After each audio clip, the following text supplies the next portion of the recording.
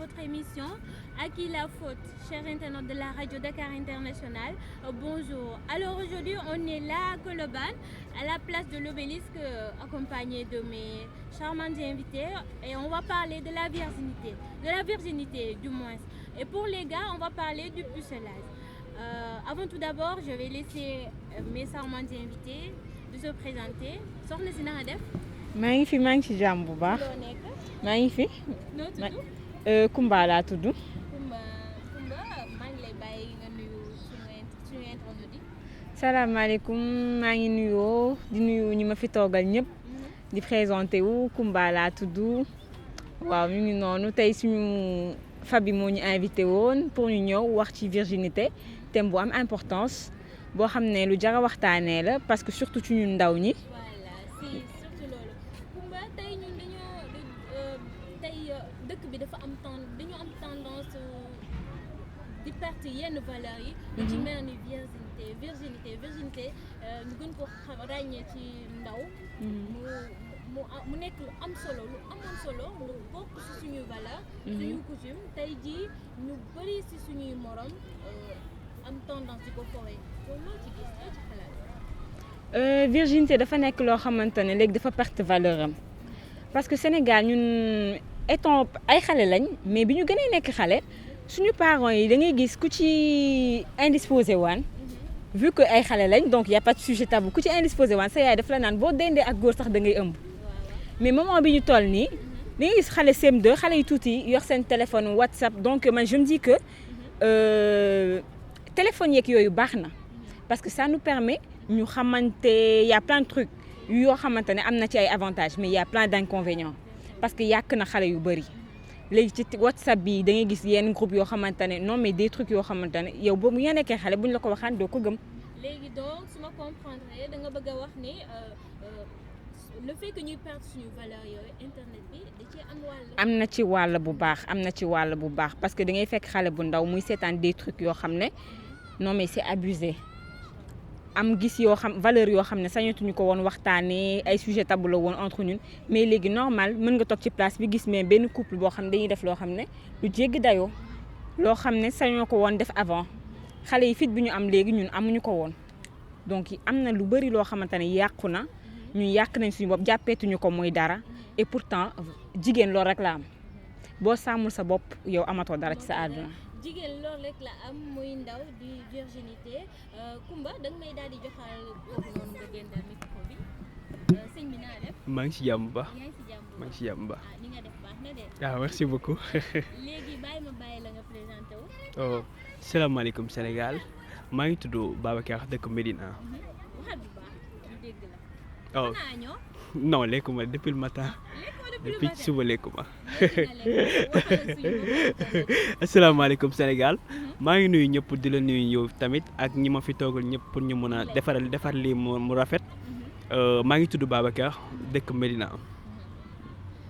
Babacar yow en tant que ndaw xam nga ne da ngay dugg ci dëkk bi yaa ngi gis lii xew léegi dañuy gis ne laabaan amatul jigéen ñu bëri ñu ngi commencé di perdre seeni valeur maanaam virginité ñu bëri vierge bi dañuy perdre seeni ndaw avant le mariage yow loolu loo ko gisee. loolu gis naa ko parce que bon ñiy baax ba tey ñu ngi baax parce que man genre def naa baax wala te xam naa ci lu bari tamit loolu am na fa ba tey mu ngi fay am parce que yu ma fekk yëpp laabaan dafay am. mais bon après nga ñëw gis ko tamit parce que soo xoolee tamit parce que loolu ci jigéen ñi lay jógee parce que soo xoolee góor dafa mel ni comme defarkat téere xam nga nu mu la gisee rek noonu la lay owoo voilà xam nga loolu mënu ci dara parce que lu nekk yow yaa koy xoolal sa bopp man ci côté boobu ak nu mu mënta mel nag ci jigéen ñi lay jógee que bon waaye. waaye léegi bàyyi jigéen daal di ñëw ci yéen tamit gis nañ ne yéen xam nga jigéen balaa nga koy dévianger boo nga doon góor tax na ñoom nekk ci batu mais loolu njëriñam bariwul kenn kaasu ko loolu njëriñam bariwul loolu dafa war a ne.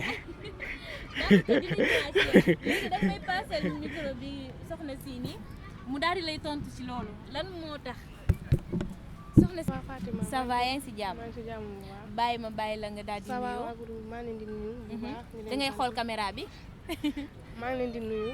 waaye avant tout nag da ngeen may fay nag parce que da ngeen ma fekk ma war a jàng ngeen ñëw déplacé si ma. yow dañ lay fay laay dañ lay fay ay ca demal maa ngi tudd Marie Tundu maa ngi dëkk fii face ci canal bi. Maretu waxal bu baax waxal bu baax maa ngi tudd Marie Tundu maa ngi dëkkee fii nii ci canal bi. waaw Babacar lu mu wax moom mën naa ni am na amul parce que jigéen tamit yaay sàmm sa bopp. yenn proposition yi góor bu la ko waxee yaay xoolaat sa bopp.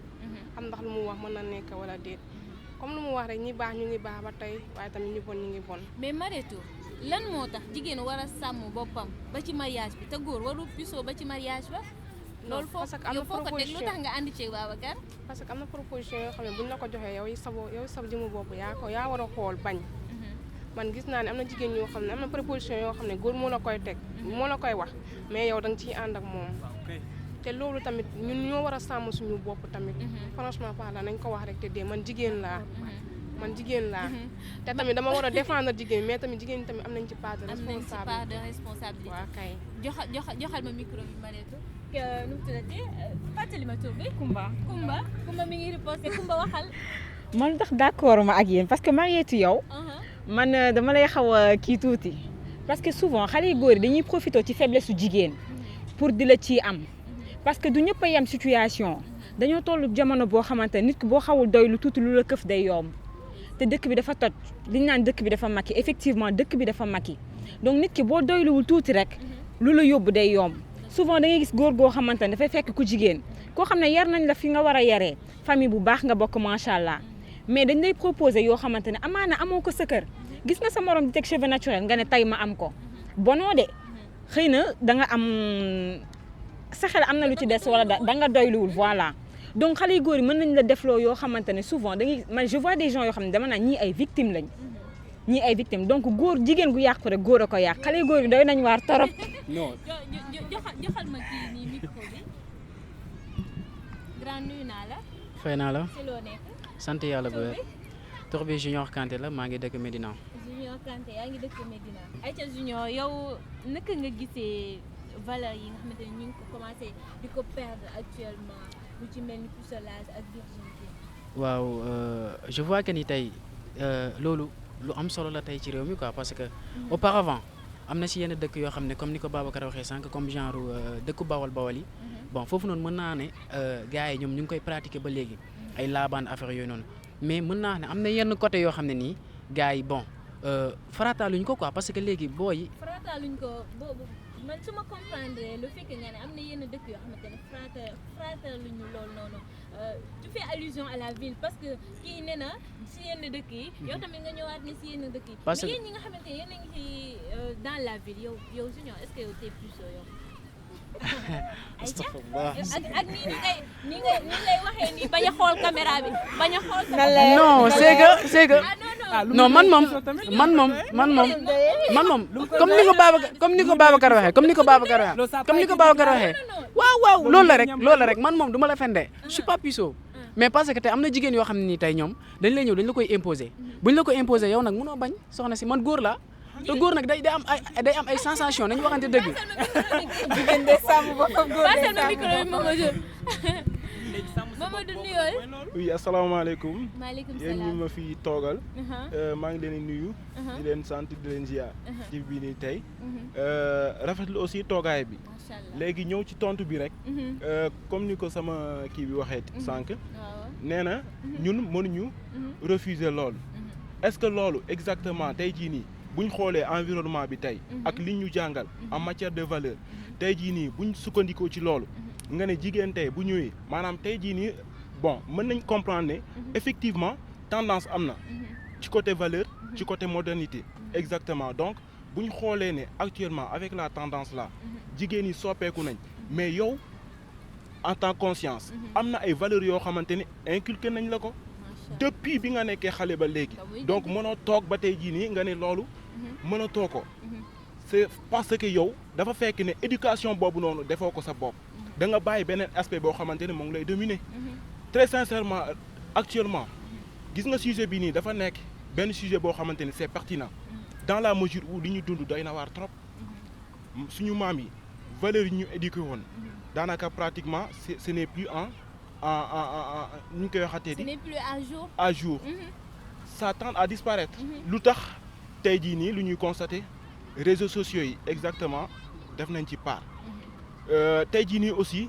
ci côté solin boo xoolee xale yu jigéen yi nangootuñu sonn nangootuñu def dara nangootuñu sonn boobu noonu moo leen di dugal ci yeneen yi moo tax tey jii nii li ngeen di wax nii yëpp sànq ba léegi man d'accord ma ci surtout yow yaa ngi naan provocation mais provocation faiblesse su jigéen mooy lan exactement man comprendre ma luy faiblesse su jigéen parce que boo nee faiblesse su jigéen dafa fekk yow nga nekk en situation boo xamante ni c'est une situation déplorante mais yow en tant que yow jigéen xam nga sa bopp xam nga liñ la yaree xam nga yow looy préparer demain sa avenir lan la war a mel donc loolu war nga ko mën a sàmm ana ngor donc ngor amatu fa boo nee faiblesse profité ci faiblesse su jigéen yow mi nga xamante ni moom yaay jigéen ñu fekk si le profité ci sa faiblesse boobu noonu donc yow amatoo ngor ana sa jom ana sa fulla ak sa fayda kon jeex na donc loolu voilà ana sa kersa yokk ci kersa Mamadou voilà yokk ci kersa Mamadou mer na fii junior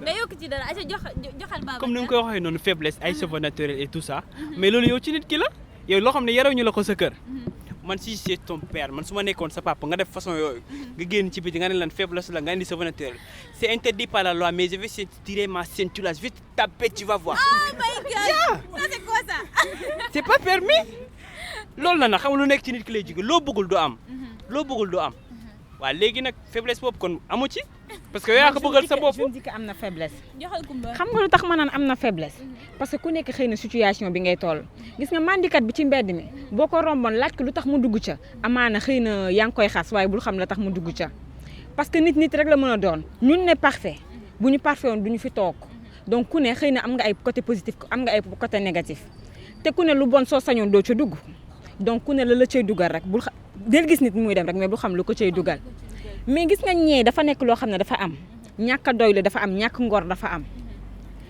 mën ngaa bañ a doylu ok sa kii la mais man du ma la xas su ma gisee ko vierge du ma la xas parce que laabaan am na inconvénient am na avantage ndax ku mu leeroon na yow boo xëyee buñ la takkee boo xëyee fajar teel dinañ la tëggal juróom-ñaari sabar la ñuy wax xaw ma kon yow doo yàq sa bopp di nga sàmm sa bopp mais amatul. waaw mais Kumba nga ne laabaan am na inconvénient am avantage lan mooy inconvénient.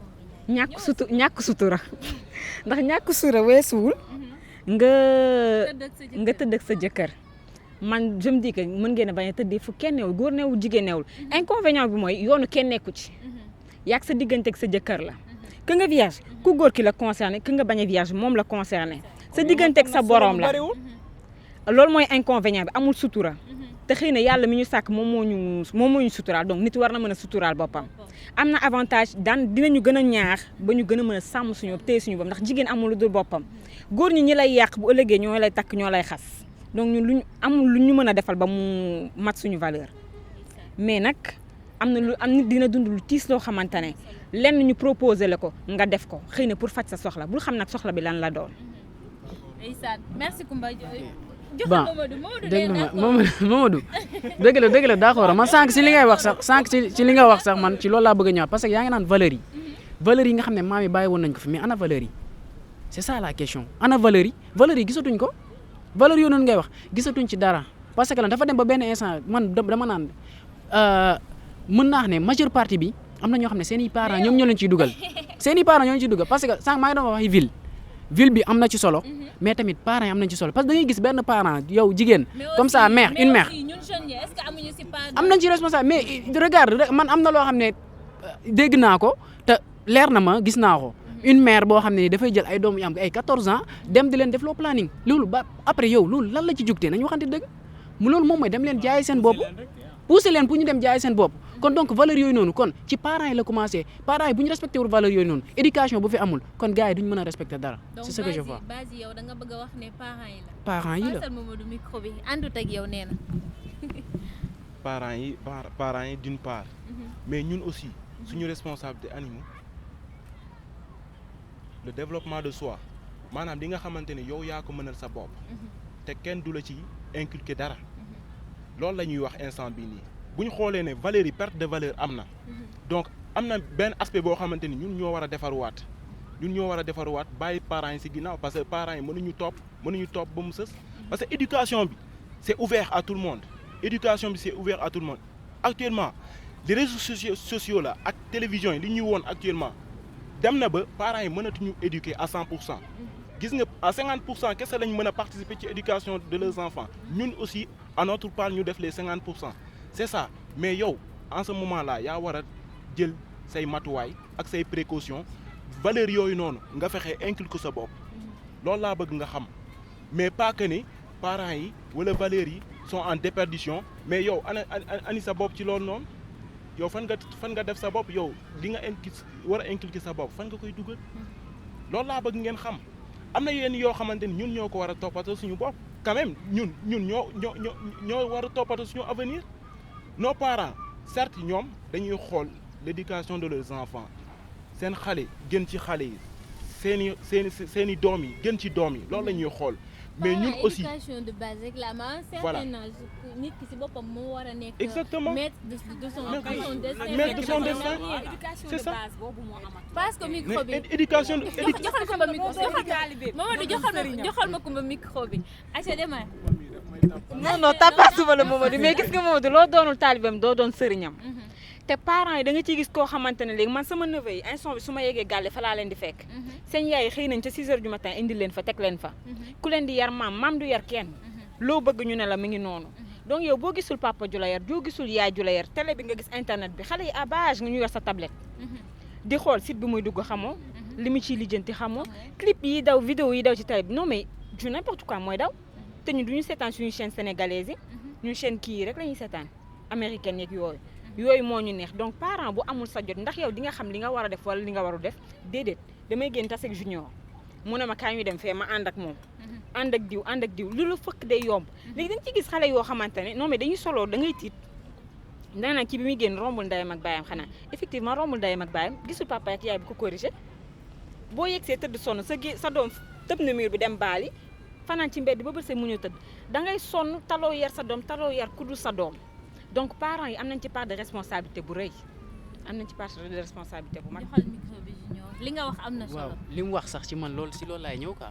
parce que saa waay moom mu ngi bëgg a wax ne moom force gars yi dañoo war a inculquer benn affaire boo xam ne tey mooy valeurs yi. valeurs yi dëgg la war nañ ko inculquer suñu bopp nañu wax ne parce que am na à un certain moment yow da ngay toog nga jàkkaarloog seetu bi nga ne moi je suis majeur et vacciné am na yoo xam ne waratuma ci dugg mais day fekk jëf wees am na yoo xam ne da nga koy def ba ngay nekk ndaw.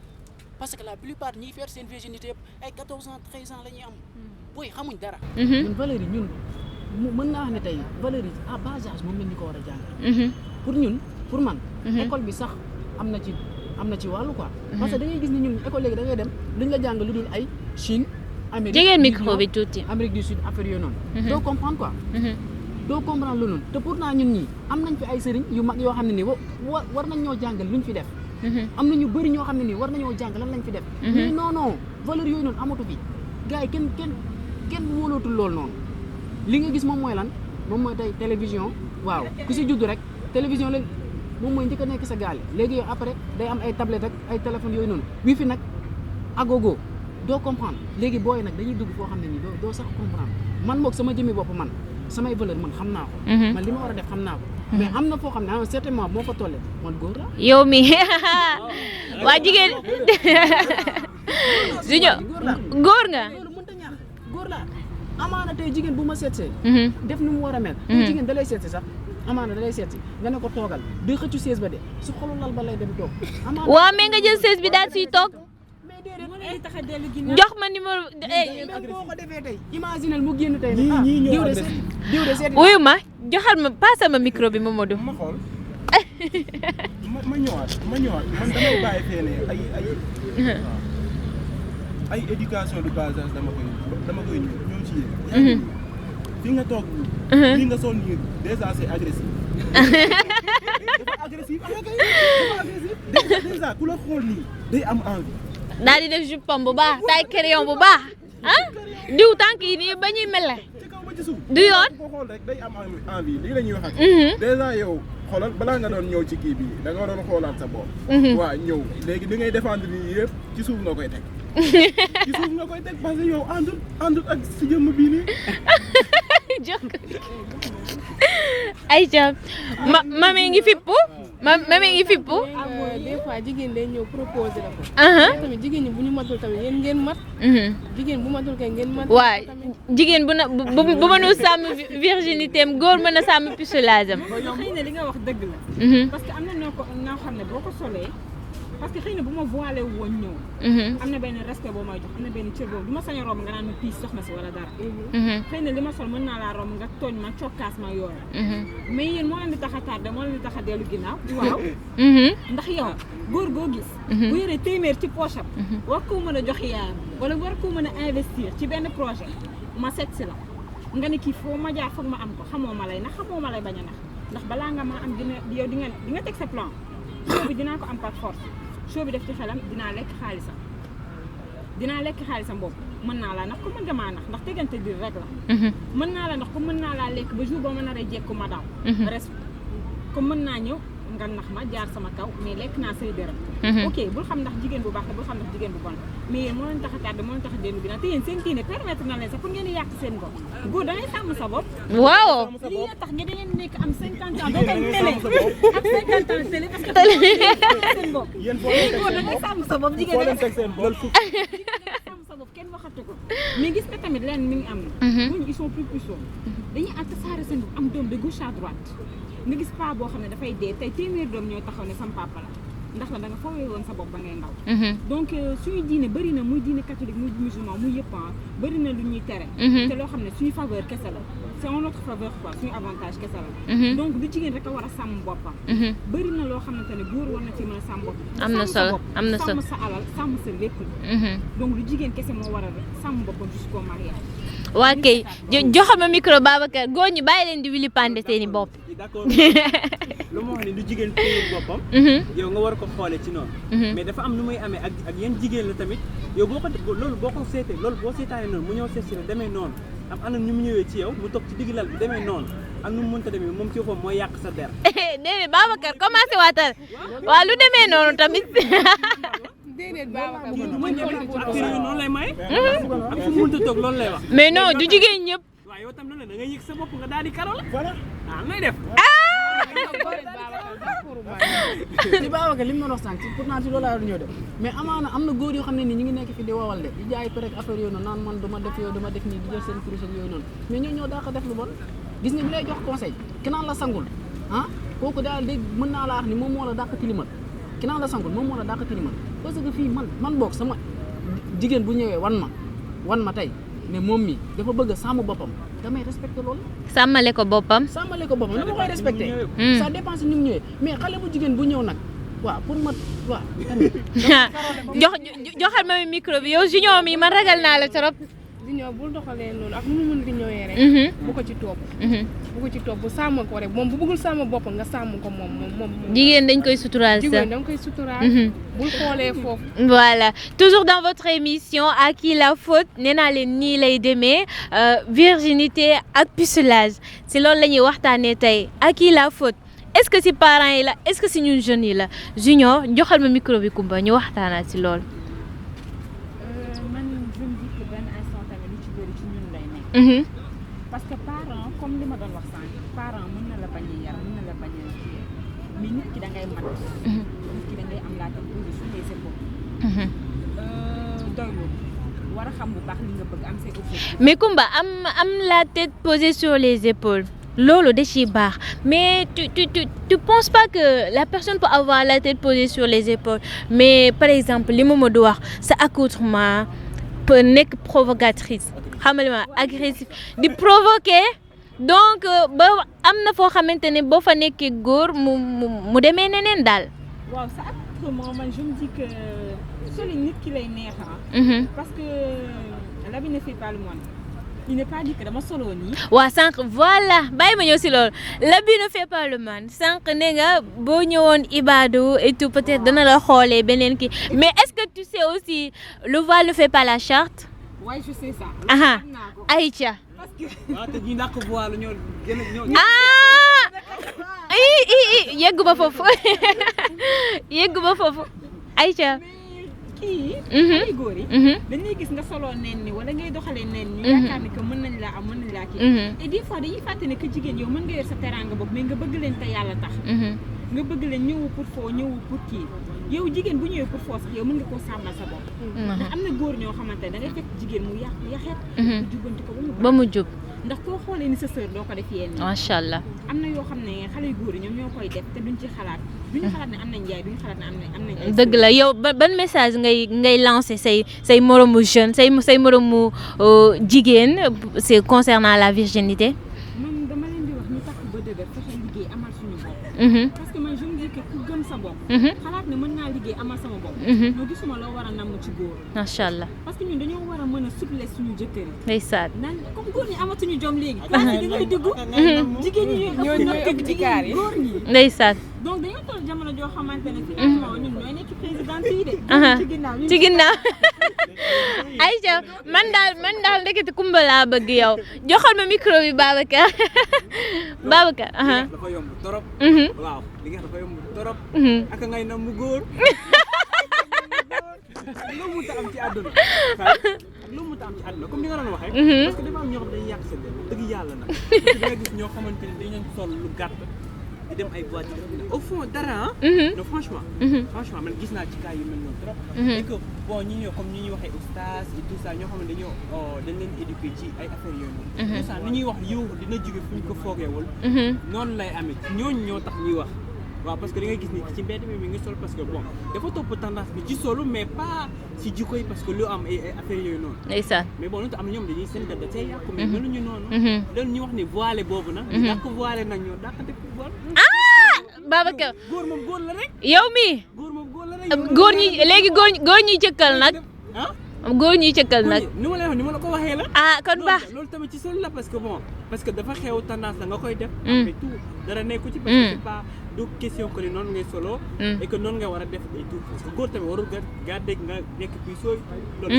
loolu yow donc Babacar bu ma dajji léegi yow ban message ngay lancer sa moromu jeune garçon yi nga xamante ne voilà ñu ngi lay seetaan à travers la radio Dakar International concernant le pucelage man na ñu ngi conseillé sama morom yi et que man lu may doxee parce que dama respecté jigéen ku ma nekkal dama la respecté macha allah loo bëggul ñu dox ci du ma ci dox franchement jigéen la sa yaay la bu nekkoon sa sœur tamit ni ñu ko voilà fekkee keneen boo ko teyte noonu du neex tamit dëgg la ñoo xamante ñoo la ciy poussé mais bon man li may conseillé daal li may demee daal na nga respecté jigéen et que mooy loolu quoi voilà merci Babacar joxal ma micro bi Junior waaw bon comme li saa waay wax rek man foofu laay ñëw man moom damay tëj waaw damay tëj xam nga wax gars yi ne leen tamit bon li may conseillé gars yi leen la rek mooy que ni bon nañu respecté jigéen ñi quoi parce que man mii du ma fen de dëgg la je suis pas puceau mais tamit jigéen bu ñëw ci man kay xamoon naa ko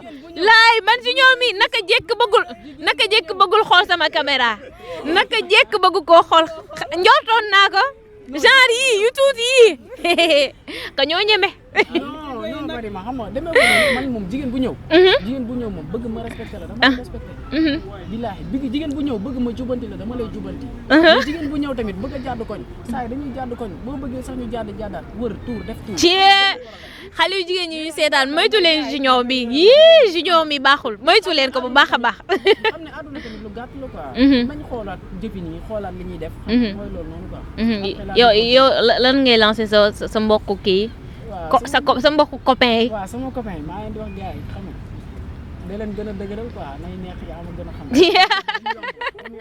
joxal ma micro bi Mamadou Aïcha Mamadou waaw yëkkatil kàddu bi tuuti. yaakaar naa ni la responsabilité est partagée comme si parents yi comme si ñun ñi nga xamante ni ñun ñooy jeunes. la responsabilité on peut partager mais quoi qu'il en soit bon ñun ñi nga xamante ni ñun ñooy jeunes. ñu war a jéem a xam suñu bopp. xam li ñu bëgg aussi. bon bu ñu kenn influencé ci dara. ñu demal suñu bopp bañ a tilimal suñu aussi jikko. am na solo parce que loolu daal yaakaar naa ne boo ko defee. di nga mën a mucc surtout ci tendance bi nga xamante ni doy na waar lool. ci côté yëpp ci côté yëpp agressivité bon réseaux sociaux yi influence bi. L'influence de la modernité. ci jigéen yi et cetera et cetera. surtout ça sàmm suñu bopp. ndeysaan. xam ne ëllëg ñun ñooy defar suñu bopp suñu doom yi. si ñun la ñuy roy. c'est ça message boobu daal laa bëgg a lancer. moom nga bëggoon lancer. ku nekk daal xamal sa bopp. xamal sa bopp waaw, xam fi ngay teg sa waaw, tànk. boo jàkkaarloo jigéen ju mel ni Kumba mi. nga gëmm mbaadu. nga gëm quoi nga jéem a contrôler sa bopp. quoi. am na solo am na. xam ne. ëllëg. yaay defaru. lu moom moo lay defar. yaay defaru. suba say doom ñoo lay xool. say royukaay la ñuy doon. ëllëg aussi ñeneen ak ñeneen ci yow la ñuy xool. yaakaar naa ne loolu ku ko def moom nga mën a ci quoi.